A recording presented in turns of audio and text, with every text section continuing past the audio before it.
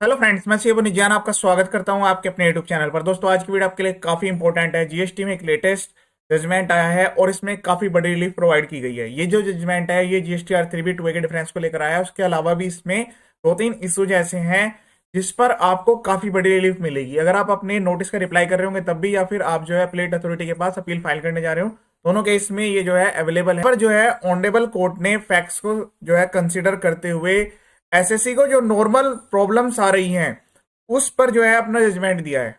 और यहाँ पर जो है आप इस वाले जजमेंट को जब पूरा रीड करेंगे, यहाँ पर मैं पूरा आपको बताऊंगा कि पेटिशनर ने क्या प्रे की है। उसके साथ साथ यहाँ पर जो है जजमेंट में क्या पॉइंट्स दिए गए हैं जिनका आप यूज करेंगे। ठीक है, तो अब यहाँ पर सबसे पहले जो है रिट पिटिशन में पेटिशनर ने प्रे की है कि रेस्पोंडेंट यानी जीएसटी डिपार्टमेंट ने 17/18 के लिए एक जो है डिमांड कंफर्म की है, तो उसको क्वेश किया जाए। ठीक है, अब यहाँ पर जो डिमांड को क्वेश्चन की जो पॉइंट आउट वाली बात आ रही है वो कह रहे हैं कि सर 17/18 की डिमांड इन्होंने कंफर्म की सेक्शन 73 में। ठीक है, इसी तरह के काफी सारे डिमांड ऑर्डर पास कर दिए गए हैं अलग अलग स्टेट में भी बात करें तो एसजीएसटी से हो सीजीएसटी से हो, तो उसमें भी काफी सारी डिमांड्स इसी तरह से पास की गई हैं सेक्शन 73 में। और अब जो है 18-19 के लिए भी चीज चल रही है, फिर उसके बाद 19-20 के लिए चीजें आ जाएंगी। तो आपको इस वाले जजमेंट में जब आप अभी रिप्लाई बनाएंगे तो इस वाले जजमेंट को यूज करना है। कैसे यूज करेंगे वो मैं यहाँ पर आपको बताऊंगा। जो असेसमेंट ऑर्डर है वो 31 दिसंबर को पास हुआ, जैसे 17/18 के लास्ट डेट थी, तो वहां पर जो है पास कर दिया गया। और वो जो ऑर्डर पास हुआ है डिमांड ऑर्डर, उसमें क्या ग्राउंड दिया गया है, वो अनरीजन है। Ground such order is unreason. यहां पर जो है प्राइमरली इस ग्राउंड पे साइल है एसएससी की जो ऑर्डर पास हुआ है उसमें कोई रीजनिंग प्रोवाइड नहीं की गई है। सपोज कीजिए आपके पास कोई नोटिस आता है तो आपकी जिम्मेदारी है कि आप नोटिस में जो भी पॉइंट्स आए हुए हैं उस पर पॉइंट वाइज रिप्लाई करेंगे। ठीक है, इसी तरह से जीएसटी ऑफिसर की भी तो ये रेस्पॉन्सिबिलिटी है कि जब वो कोई भी ऑर्डर आपके अगेंस्ट में पास करेंगे तो वो ये भी बताएंगे कि आपने जो रिप्लाई सबमिट किया है वो किस पॉइंट पर किस तरीके से वो जो है जस्टिफाइबल नहीं है, प्रॉपर ऑफिसर के थ्रू जस्टिफाइबल नहीं है, या वो उनके अकॉर्डिंग एक्सेप्टेबल नहीं है। क्योंकि आपने जो रिप्लाई किया है और जो प्रॉपर ऑफिसर ने उसको रिजेक्ट कर दिया, सपोज कीजिए कि वो एक्सेप्टेबल नहीं है और आपकी डिमांड को कंफर्म कर, जो ऑर्डर पास किया गया है वो अनरीजन ऑर्डर है, मतलब उसमें रीजनिंग प्रोवाइड नहीं की गई। तो ऐसे तो काफी सारे जितने भी नोटिस के रिप्लाई आपने सबमिट किए होंगे उसके जो ऑर्डर पास हुए होंगे उसमें तो काफी ज्यादा ऐसे केस कवर होंगे जहां पर जो है प्रॉपर ऑफिसर ने बस ये लिखा कि आपने जो रिप्लाई सबमिट किया है उससे हम सेटिस्फाइड नहीं है, इसलिए आपकी डिमांड को कंफर्म कर रहे हैं। तो एक तरीके से ये वाला जो जजमेंट है ये आपके काफी सारे केसेस पर एप्लीकेबल होगा। अब यहाँ पर जो है बस ये थोड़ा केस अलग है कि यहाँ पर जो है ऑडिट जो है जीएसटी ऑफिसर की तरफ से जो है ऑडिट स्टार्ट की गई थी 29 सितंबर को। ठीक है, उसके बाद जो है उनको सोकोज नोटिस मिला, इसका जो है उन्होंने रिप्लाई कर दिया। 21 दिसंबर को यहाँ पर रिप्लाई हो गया। उसके बाद जो है 31 दिसंबर को ये ऑर्डर उन्होंने पास कर दिया जो कि डिमांड ऑर्डर है। अब यहाँ पर पेटिशनर की तरफ से लर्न काउंसिल है, उन्होंने कहा कि सर ये इम्पंज ऑर्डर है, इसमें जो है जीएसटीआर 3B और 2A के डिफरेंस के लिए एलिगेशंस लगाई गई हैं कि आपका जो है जीएसटीआर 3B और 2A में आईटीसी का डिफरेंस आ रहा है। उसी को प्रॉपर ऑफिसर ने रिकॉर्ड किया। ठीक है, कि आपने जो रिप्लाई किया हुआ है वो एक्सेप्टेबल नहीं है। यहां पर वो चीज नहीं बताई गई कि क्या रिप्लाई किया गया था। बस यहां पर ये जरूर है कि उन्होंने जो है जो एलिड डिफरेंस लगाया हुआ था आईटीसी वाला, कि वो आपने जीएसटी 9 में, क्योंकि 9 में तो कोई चीज एडिट होती नहीं है, जितना भी आईटीसी आता है और जो आपने क्लेम किया होता है वो बताना होता है। इसी तरह से 3B में भी है। ठीक है, कि जो आपने क्लेम किया है और वो उस टाइम पर तो 2A अवेलेबल ही नहीं थी, तो उस केस में जो है आपने उसको सबमिट कर दिया। उन्होंने कहा कि यहां पर जो रीजन्स रिकॉर्ड किए गए हैं वो प्रॉपर ही नहीं है। अब यहां पर उसका एक्सट्रैक्ट भी दिया गया है, और जो एक्सट्रैक्ट है आप यहां पर देखेंगे तो आपको पता लगेगा कि जो डिपार्टमेंट की तरफ से ऑर्डर पास हुए हैं उनमें ज्यादातर केस में वो एज इट इज एक्सट्रैक्ट होता है। ठीक है, वो भी यहां पर मैं बताऊंगा।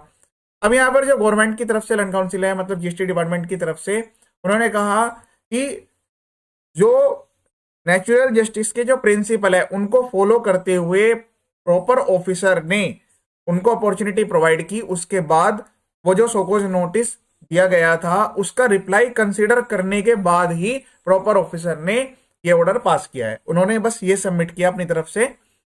अब यहां पर इसमें जो है मैंने जैसे आपको बताया था कि 3-4 इशूज इन्वॉल्व थे, जो कि आईटीसी का तो फ्रंट पे यहाँ पर बताया गया है।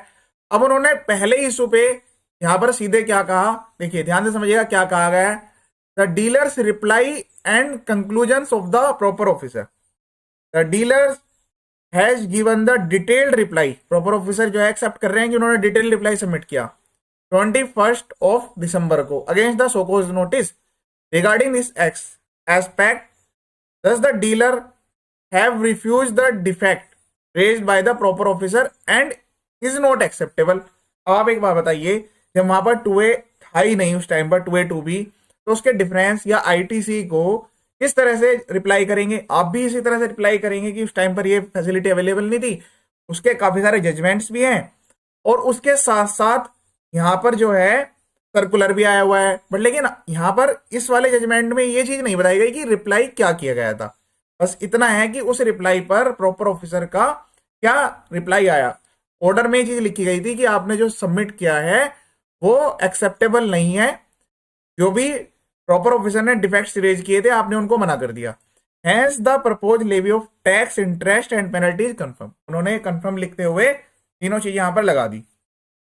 The above extract reveals that the assessing officer merely referred to the reply dated this to SOGO's notice and recorded that reply is not acceptable।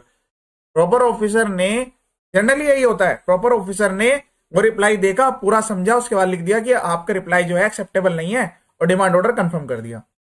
On that basis the propose tax interest and levy was confirm, उसके बाद base पर जो है सब चीजें लगा दी।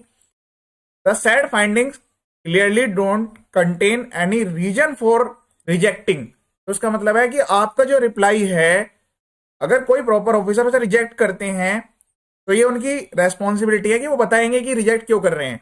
तो आपको अपने राइट्स का भी पता होना जरूरी है। और इसी बेस पर जब आप अपीलेट अथॉरिटी में अपील करने जाएंगे तो आपको वहां पर भी रिलैक्सेशन मिलेगी, क्योंकि ये हायर अथॉरिटी का है। ये जो जजमेंट है ये ऑनरेबल हाई कोर्ट का जजमेंट है। तो उन्होंने कहा कि उन्होंने कोई रीजंस नहीं बताया है पेटिशनर ने जो रिप्लाई सबमिट किया कि वो क्यों रिजेक्ट कर रहे हैं, और बस पेनल्टी लगा दिया टैक्स इंटरेस्ट के साथ साथ।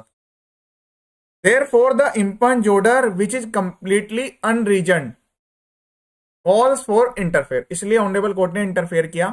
उसके बाद जो है वो जो ऑर्डर पास किया गया था उसको सेट असाइड कर दिया गया, क्वेश कर दिया गया।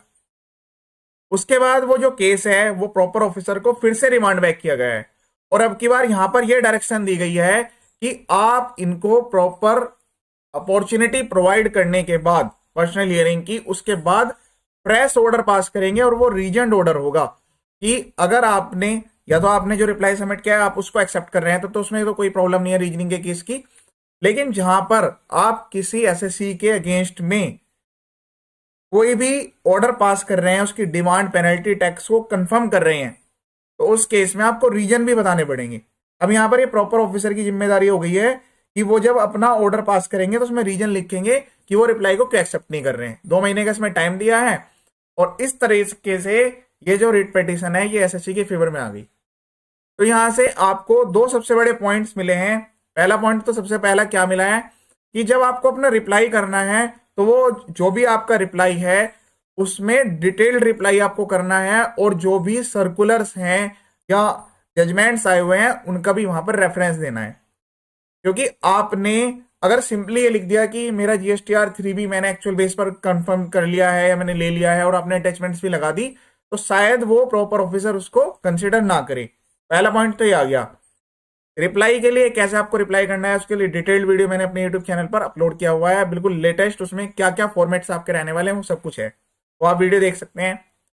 सेकेंड चीज आती है कि अगर कोई भी ऑर्डर आपके अगेंस्ट में पास हो गया है तो आप इसमें चेक करेंगे कि आपको रीजनिंग दी गई है या नहीं दी गई है। आपके रिप्लाई के ऊपर आपको रीजनिंग मिलना जरूरी है कि आपने रिप्लाई सबमिट किया है और हम इसको रिजेक्ट कर रहे हैं तो क्यों रिजेक्ट कर रहे हैं। ये दोनों पॉइंट्स यहाँ पर इस वाले जजमेंट में काफी रिलीफ प्रोवाइड करने वाले हैं। इसी टाइप के काफी सारे जजमेंट्स मेरे यूट्यूब चैनल पर अवेलेबल हैं, प्लेलिस्ट मैंने अलग से बना दी है। ऑनरेबल कोर्ट्स केस में काफी सारे जजमेंट्स आए हुए हैं वो मैंने यहाँ पर दे दिए हैं। ड्राफ्टिंग की जो है वीडियो अलग है कि नोटिस के रिप्लाई को कैसे ड्राफ्ट करेंगे, या फिर अपील फाइल करने के केस में आपको अपील कैसे ड्राफ्ट करनी है, उसके लिए भी आप प्लेलिस्ट में जाकर स्पेसिफिक वीडियो देख सकते हैं। चैनल का जो पर्पज है फुल्ली एजुकेशनल है, तो आप चैनल को सब्सक्राइब करें या ना करें, वीडियो जरूर देखें। ये वीडियो देखने के लिए थैंक यू सो मच।